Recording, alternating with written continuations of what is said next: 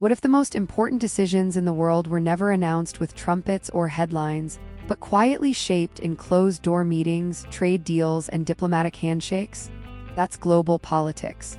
And once you understand the hidden rules behind power, trade, and diplomacy, the world starts to look very different. Because global politics isn't just about presidents, wars, or speeches at the United Nations.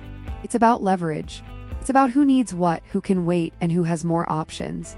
And the surprising part is this: countries rarely get what they want just because they demand it. They get it because they can make themselves useful, costly to ignore, or impossible to pressure. The first hidden rule is that power is usually indirect. A country doesn't need to control everything to influence the outcome. It just needs to control one critical bottleneck. That could be energy, shipping routes, rare minerals, food exports, or advanced technology. For example, if a country controls a major shipping choke point, it can affect global trade without firing a shot. If it dominates semiconductor manufacturing, other countries have to keep negotiating, because modern economies run on chips. That's why power in global politics often looks less like force and more like dependency. Trade is not just economics, it's strategy. When two countries trade a lot, they become connected, but not equally. The one with more alternatives usually has the upper hand. That's the mechanism. Dependence creates leverage. A practical example: if your economy relies heavily on one exporter for oil, grain, or electronics, that exporter can influence your choices. But the reverse is also true. A country that exports to many markets can use access as a bargaining tool. This is why trade agreements matter so much. They're not only about tariffs. They're about setting the rules of dependence before a crisis happens. Diplomacy looks polite, but underneath it is very tactical. Its main job is to let countries change course without looking weak.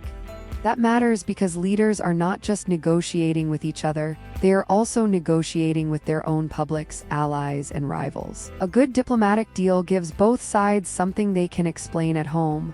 That's why vague language, staged meetings, and symbolic gestures matter so much. They aren't meaningless. They create political space. So how is this useful to understand?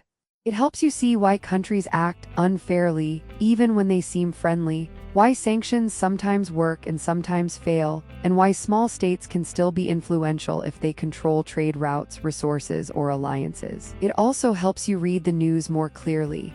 When you hear about a trade dispute, ask, who depends more on whom? When you hear about a summit, ask, what problem is each leader trying to solve at home?